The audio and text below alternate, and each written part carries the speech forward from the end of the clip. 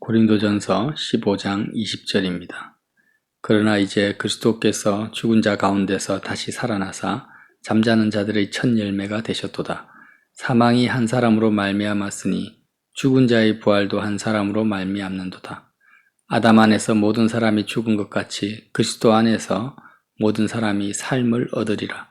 그러나 각각 자기 차례대로 되리니 먼저는 첫 열매인 그리스도요, 다음은 그가 강림하실 때에 그리스도에게 속한 자요, 그 후에는 마지막이니 그가 모든 통치와 모든 권세와 능력을 멸하시고 나라를 아버지 하나님께 바칠 때라. 그가 모든 원수를 그 발 아래 둘 때까지 반드시 왕노릇 하시리니 맨 나중에 멸망받을 원수는 사망이니라. 만물을 그의 발 아래 두셨다 하셨으니 만물을 아래 둔다 말씀하실 때 만물을 그의 아래 두시니가 그 중에 들지 아니한 것이 분명하도다. 만물을 그에게 복종하게 하실 때에는 아들 자신도 그때 만물을 자기에게 복종하게 하신 이에게 복종하게 되리니 이는 하나님이 만유의 주로서 만유 안에 계시려 하심이라. 만일 죽은 자들이 도무지 살아나지 못하면 죽은 자들을 위하여 세례를 받는 자들이 무엇을 하겠느냐? 어찌하여 그들을 위하여 세례를 받느냐? 또 어찌하여 우리가 언제나 위험을 무릅쓰리요? 형제들아, 내가 그리스도 예수 우리 주 안에서 가진 바 너희에 대한 나의 자랑을 두고 단언하노니 나는 날마다 죽노라. 내가 사람의 방법대로 에베소에서 맹수와 더불어 싸웠다면 내게 무슨 유익이 있으리요? 죽은 자가 다시 살아나지 못한다면 내일 죽을 터이니 먹고 마시자 하리라. 속지 말라. 악한 동물들은 선한 행실을 더럽히나니 깨어 을을 행하고 죄를 짓지 말라. 하나님을 알지 못하는 자가 있기로 내가 너희를 부끄럽게 하기 위하여 말하노라. 아멘. 부활에 참여한 마음 상태로 살아가는 것이 하나님을 사랑하고 이웃을 사랑하는 것이다. 우리는 어떻게 부활에 참여한 마음 상태로 살 수 있는가? 바로 예수 그리스도의 사역과 공로를 통하여서 그것을 믿음으로 참여한다고 했죠. 오늘 말씀을 보니까요. 22절에 아담 안에서 모든 사람이 죽은 것 같이 그리스도 안에서 모든 사람이 삶을 얻으리라. 사도 바울의 그 중심, 가치관은 삶에 대한, 생명에 대한 가치관이 믿는 자와 믿지 않는 자가 너무나 다르다라는 것을 알 수 있습니다. 자, 아담 안에서 모든 사람이 죽은 것 같이 우리가 육신이 이렇게 살아있고 사회생활을 하고 자녀를 키우고 시집장가가고 이렇게 살아있는데 믿음의 사람들은 아담 안에서 모든 사람이 이미 죽었다라고 말씀합니다. 살아있는 게 아니라는 거예요. 내가 아무리 육체가 건강하고 사회활동을 왕성하게 해도 그가 살아있는 것이 아니라는 거예요. 이미 아담 안에서 다 죽었다. 주님이 선악과를 먹으면 정령 죽으리라 하신 그 말씀 그대로 이미 죽은 것입니다. 삶과 죽음의 그 정의가 다르다라는 거예요. 그래서 그리스도 안에서 모든 사람이 삶을 얻으리라. 생명을 얻으리라는 말씀이에요. 그리스도 안에서 생명을 얻는다. 얻었다라고 하지 않고 지금 이 말씀에서는 얻으리라, 얻을 것이다 라는 미래형이죠. 어떻게 얻겠다라는 것입니까? 쭉 읽어보면 그가 모든 원수를 발 아래 둘 때까지 반드시 왕노릇 하시니 맨 나중에 멸망받을 원수는 사망이니라. 모든 만물이 예수 그리스도의 완전한 통치를 받고 하나님의 그 다스림 안에 온전히 들어가는 상태, 그 상태를 생명이라고 표현하고 있습니다. 나 개인적으로 적용하면 나의 영혼육과 나의 모든 주변 환경까지 포함해서 나의 모든 것이 창조주 하나님의 다스림과 통치 속으로, 완벽한 다스림 속으로 들어가는 상태가 뭐냐? 생명이라고 표현하고 있는 거예요. 마치 나무에 나무 가지가 있고 잎이 있고 꽃이 있는데 이것이 나무 대신 그리스도의 가지가 붙어 있어서 완벽하게 그 나무와 가지가 서로 영양분을 주고받으면서 공급하며 연결된 상태를 살아있다. 그 가지를 나무로부터 잘라버리면은 그건 죽은 거잖아요. 이미 죽은 거라고 보는 거예요. 당장 가지가 말라 비틀어지지 않죠. 떨어져 나와도.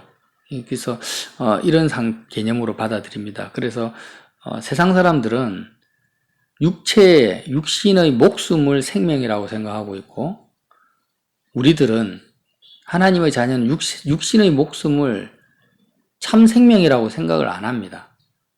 참 생명을 얻기 위해서 참 영원한 생명, 영생을 얻게 하시려고 우리에게 기회를 주셨는데, 그 기회가 뭐냐? 생명을 얻기 위한 기회가 육신의 목숨인 거예요. 육신의 목숨을 가지고 있는 상태에서 내가 이 육신의 목숨을 잘 활용을 하게 되면, 믿음으로 활용하게 되면 참 생명을 얻게 되고, 육신의 목숨을 믿음으로 활용하지 못하면 그대로 죽은 상태로 계속 가는 것입니다. 그러면 바울 입장에서는 자신의 이 육신의 목숨을 어떻게 믿음으로 활용하고 있느냐, 그 말씀이 31절에 나옵니다. 형제들아, 내가 그리스도 예수 우리 주 안에서 가진 바 너희에 대한 나의 자랑을 두고 단언하노니 나는 날마다 죽노라. 날마다 죽노라. 우리 많이 들었죠? 바울은 날마다 죽노라 고백합니다. 근데 이 말씀이 32절에 이 무슨 의미인지를 알려주십니다. 내가 사람의 방법대로 에베소에서 맹수와 더불어 싸웠다면 내게 무슨 유익이 있으리요? 이 맹수라는 것은 바울을 대적하고 죽이려고 하는 원수 대적자를 말합니다. 많은 의미가 있겠지만, 그러니까 에베소뿐만이 아니고 가는 곳마다 바울을 죽이고 감옥에 가두고 낮추고 채찍질하는 그런 사나운 맹수보다 더 정말 마귀의 도구로 쓰임받는 그런 대적자들이 실제로 바울을 죽이려고 달려드는 것입니다. 맹수가 달려들듯이, 호랑이가 달려들듯이. 근데 그렇게 대적자들이 달려들고 실제로 자기를 죽이려고, 어떨 때는 살인 청부업자, 암살자들이 길에서 기다리고 있은 적도 있었죠. 사도행전에 보면. 그럴 때마다 내가 사람의 방법으로 싸웠다면 내게 무슨 유익이 있으리요? 사람의 방법이라는 것은 무엇이냐면, 앞에서 나눈 것처럼 육신의 목숨이 생명이라고 생각하는 그 가치관 안에서 싸우는 겁니다. 자신의 육신의 목숨이 자기의 생명이라고 믿는 거예요, 불신자들은. 그래서 내 육신의 목숨이 끝나면은 모든 것이 끝나고 지는 것으로 생각합니다. 그래서 자신의 육신의 목숨을 지키기 위해서 수단과 방법을 가리지 않고 결단코 지켜야 되고 보존해야 되고 붙잡아야 될 것이 뭐예요? 육체의 목숨인 거예요. 육신의 생명인 것입니다. 이게 사람의 방법입니다. 그렇잖아요? 내가 죽으면 다 끝난다고 생각하는 거예요. 사람들은. 내가 죽으면 끝나니까 어찌하든지 간에 다른 거는 다 내어줘도 내 목숨만큼은 내어줄 수 없다. 자기 목숨을 지키기 위해서 수단과 방법을 가리지 않고 사는 것입니다. 이 사람의 방법입니다. 그런데 바울은 지금 나는 날마다 죽노라 이렇게 하는 거예요. 하나님의 방법은 뭡니까? 자신의 목숨까지도 공중에 나는 새를 보라. 하나님이 허락하지 않으면 한 마리도 땅에 떨어지지 않는데 하물며 너희일까 보냐. 예수님의 말씀처럼 자신의 육신의 목숨조차도 하나님의 주권 속에 있다고 철저하게 믿는 거예요. 만물을 그 발 아래 두실 때까지 그리스도께서 반드시 왕노로 타시리라. 그래서 내가 예수님을 영접하고 그리스도의 십자가의 죽음과 부활에 참여한 마음 상태가 돼버리면 어떤 우리의 믿음이 생기냐면, 주님의 말씀과 같이 내 주변에 일어나는 모든 사건, 모든 상황들이 바로 만왕의 왕이신, 왕이라는 건 뭡니까?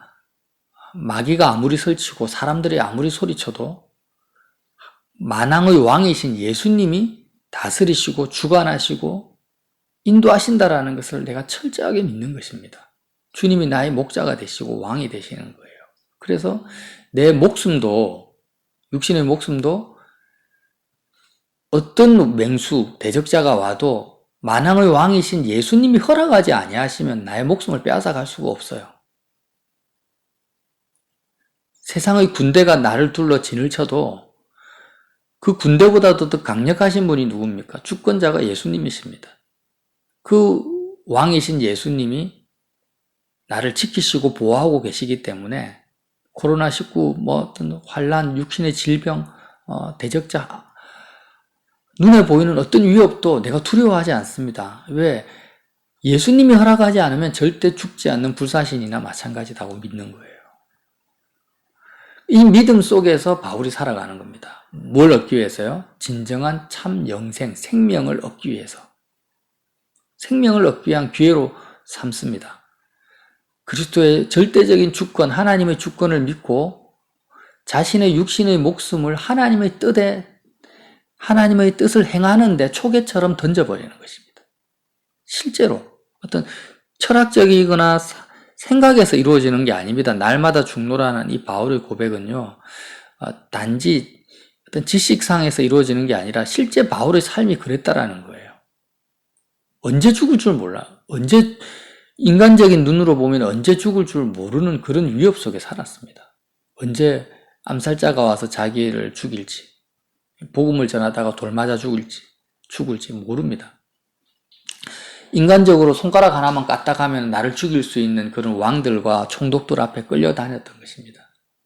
그래서 그런 위협 속에서 사람의 방법대로 자기의 육신의 목숨을 한번 지켜보려고 변론하고 변명하고 어떤 인맥을 쌓고 인간적인 수단을 동원한 것이 아니고 완전히 자신의 생명은 하나님의 뜻에, 주권에 던져버린 것입니다. 던져버리고 그날 하나님의 뜻을 행하는 데만 집중한 거예요. 자기가 죽고 사는 것은 하나님 손에 맡겨버리고 그렇게 살았던 것입니다. 그것이 뭐냐? 나는 날마다 죽노라. 날마다 사람의 방법이 죽었습니다. 육신의 목숨을 내가 챙기고 내가 붙잡고 있었던 그 마음이 죽은 거예요. 실제로 날마다 죽은 것입니다. 그래서 이렇게 살아가는 것이 복음의 사실은 정도입니다. 정도. 바울만 이렇게 살아가는 것이 아니라 우리도 그렇게 살아야 됩니다. 우리도 이렇게 살아야 됩니다. 우리도 지금 뭐예요? 내가 염려하고 근심하고 걱정하는 일들이 수시로 생기죠. 우리의 마음을 이 세상이라는 80평생, 90평생의 이 세상의 틀이 육신의 목숨이 우리의 모든 생각과 마음을 지배하고 있습니다. 왕이신 예수님이 나를 지배하고 있는 게 아니에요. 어떤 문제나 사건이 뻥 터지면 그것을 내가 한번 해결해 보려고 열심히 노력하다가 안 되면은 이제 하나님을 찾는 거예요. 이게 다 사람의 방법이라는 것입니다. 종교 생활이고. 그러나 우리는 작은 일이든 큰 일이든 애초부터 뭐예요? 내가 오늘 죽을 수 있다. 오늘 내가 죽을 수 있어요, 실제로. 어떤 일이 생길지 모르죠. 자동차 사고가 날지, 핵폭탄이 터질지, 병에 걸려 죽을지. 오늘 내가 죽을 수 있다라는 것입니다. 날마다 죽노라. 하나님의 뜻이라면, 하나님의 주권이 있다면, 왜 하나님은 나를 절대적으로 사랑하시니까, 예수님을 십자가에 못 박기까지 나를 사랑하시는 그 아버지의 사랑을 내가 믿기 때문에 그 아버지는 나를 사랑할 뿐 아니라 만물의 주인이시고 하나님의 뜻대로 나를 인도하실 것을 내가 믿기 때문에 나는 어떻게 합니까? 육신의 목숨까지도 초계처럼 하나님의 뜻에 던져버리는 것입니다. 죽음에 넘겨버리는 거예요. 그 십자가의 죽음에 참여한다는 의미입니다. 그래서 우리가 그리스도와 함께 십자가에서 죽었다라고 고백하는 것이 단지 어떤 지식이나 철학적이나 상징성으로 고백하는 게 아니라 이 바울글처럼 실제로 자신을 죽일 수 있는 맹수가 달려들고 있는 상황에서 죽음을 두려워하지 않고 던져버리는 그 믿음까지 우리가 성숙해야 된다는 거예요. 실질적인 죽음입니다. 이렇게 죽음을 날마다 내가 받아들여요. 주님 뜻이면 오늘 나를 데려가십시오. 그런데 더 좋은 거죠. 하나님의 뜻 안에서 내가 죽으면 죽는 것이 아니라 부활 생명에 참여하는 것입니다. 부활 생명에 참여하면 나는 참 생명을 얻는 것이고 바로 내 삶을 향한 하나님의 목적이 이루어지는 거죠. 영생을 얻는 거니까. 그래서 우리는 생명을 얻었다라고 표현할 수도 있지만 오히려 표대를 향해서 달려가는 것처럼 참 생명, 영원한 생명을 얻기 위해서 오늘 날마다 죽는 자가 누구냐? 바로 그리스도인들입니다. 다시 한번 정리할게요. 믿지 않는 사람들은 육신의 목숨이 생명인 것으로 착각하고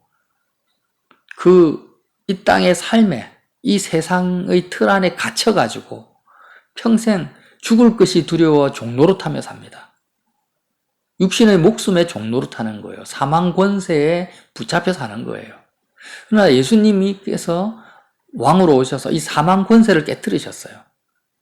이 사망 권세를 깨뜨렸다는 게 뭡니까? 우리의 마음이 이제 더 이상은 육신의 목숨에 얽매이지 않는 겁니다. 이 세상의 삶에 미련을 가지지 않는 거예요. 아니, 내가 죽으면 자식들은 어떻게 하나? 내가 죽으면 아내나 남편은 어떻게 하나? 가족들은? 여기에도 얽매이지 않아요. 왜? 하나님이 너보다 더 지혜롭고 하나님이 너보다 그를 더 사랑하시기 때문에 너가 하나님의 뜻대로 죽으면 자식들, 가족들 더 잘 된다라는 것을 믿으라는 거예요. 너가 살아있을 때보다 죽었을 때 하나님의 뜻 안에서 죽기만 하면 모든 것을 하나님이 더 합력하여 선을 이루실 것을 믿기 때문에 그것조차도 두려워하지 않습니다. 단지 나는 오늘 사람의 방법대로 오늘 살다가 죽으면 안 된다라는 거예요. 진리대로 살아야 됩니다. 사람의 방법, 처세술이 아니라 사람의 생각이 아니라 진리의 말씀 안에서 그리스도와 함께 참으로 십자가의 복음 안에서 내가 살다가 내 목숨조차도 초계처럼 던져버리고 육신의 목숨이 소중하지 않다라는 게 아닙니다. 하나님이 나에게 주신 모든 것은 다 소중하고 귀하고 아름다운 것입니다. 그런데 그거보다도 상대적으로 훨씬 더 소중한 것이 우리에게 발견되어진 거예요. 그게 부활 생명이고 영원한 하나님의 나라고 하나님 자체이십니다. 그러니까 이 땅에 있는 것과 비교할 수 없는 가치를 우리가 발견했으니까 그 가치, 부활 생명을 얻기 위해서 나는 오늘 날마다 죽노라는 바울 사도의 고백이 나의 고백이 되어야 된다는 거예요. 실제로 죽어버리는 거죠. 오늘 내가 살다가 뭐 사고를 당해 죽든지 진짜 바울처럼 대적자들 때문에 내가 뭐 칼에 찔려 죽든지 그냥 내 생명은 주님 손 안에 있습니다. 내 모든 생사화복은 주님의 뜻 안에 있습니다.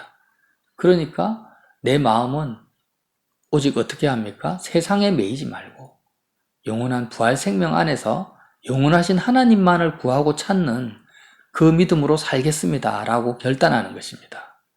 그렇게 바울의 고백을 새롭게 오늘 이 아침에도 받아들였으면 좋겠어요. 사람의 방법대로 에베소에서 맹수와 더불어 싸웠다면 내게 무슨 유익이 있으리요? 아무 유익이 없다. 유익이 없는 삶이죠. 죽음과 같은 거예요, 그거는. 그런데 죽은 자가 다시 살아나지 못한다면 내일 죽을 터이니 먹고 마시자 하리야. 바울의 마음속에는 죽음이 없는 거예요. 내가 맹수와 더불어 싸우다가 죽어도 죽는 것이 아니라 부활 생명에 참여하는 것이니까 이제는 사람의 방법대로 살 필요가 없는 것입니다. 속지 말라. 악한 동무들은 선한 행실을 더럽히나니. 자, 우리가 죽음을 두려워하고 이 세상의 삶에 얽매이는 모든 것이 다 뭐예요? 속는 것입니다. 그래서 속지 말라. 악한 동무들, 주변 사람들이 그래 살잖아요. 그들의 말에 현혹되지 마라. 선한 행실을 더럽힌다. 선한 행실이 뭡니까? 부활 생명에 참여하는 그 믿음을 더럽힌다라는 거예요. 깨어 의를 행하고 죄를 짓지 말라. 죄를 짓는 것이 무엇입니까? 역시 사망 권세에 매어버리는 것이 다 죄를 짓는 거예요. 내가 윤리적으로 도덕적으로 거짓말했냐 안 했냐 이런 것도 죄지만 하나님이 보시는 죄는 뭐냐면 예수 그리스도의 영원한 통치 속으로 내가 들어가지 않고 세상 사람들의 사고와 가치관 안에서 살아가는 모든 것이 다 죄입니다. 깨어 의를 행하고 죄를 짓지 말라. 하나님을 알지 못하는 자가 있기로 내가 너희를 부끄럽게 하기 위해 말하노라. 하나님을 모른다는 거예요. 내가 성경 공부 아무리 열심히 하고 교회 예배당에 아무리 열심히 출석해도 부활 생명으로 살지 않으면 하나님을 아는 자가 아니고 하나님을 아예 모르는 것입니다. 돈 염려, 물질 염려, 건강 염려, 이 땅에서의 삶, 그냥 단지 육신의 목숨에 매여 있는 이 땅에서의 삶에 갇혀서 산다면 하나님을 모르고 있는 것입니다. 여기서 안다라는 것은 결혼한 부부가 서로를 아는 것과 같은 거죠. 그래서 우리가 정말 하나님을 아는 삶을 살아야 되겠고 깨어 의를 행하고 죄를 짓지 말고 날마다 죽는 사도 바울의 그 믿음, 이거는 사도 바울이니까 그래 살지 우리가 어떻게 살아 이게 아니에요. 바울도 우리와 똑같은 사람들입니다. 우리가 십자가를 바라보면 됩니다. 십자가를 바라보면서 그리스도의 죽음이 너의 죽음이다. 나의 죽음이다. 실제적으로 그렇다라는 거예요. 그러면서 나의 육신의 목숨조차도 십자가 위에 던져버리는 그 믿음으로 오늘도 부활에 참여하시기를 예수님 이름으로 빌어드립니다.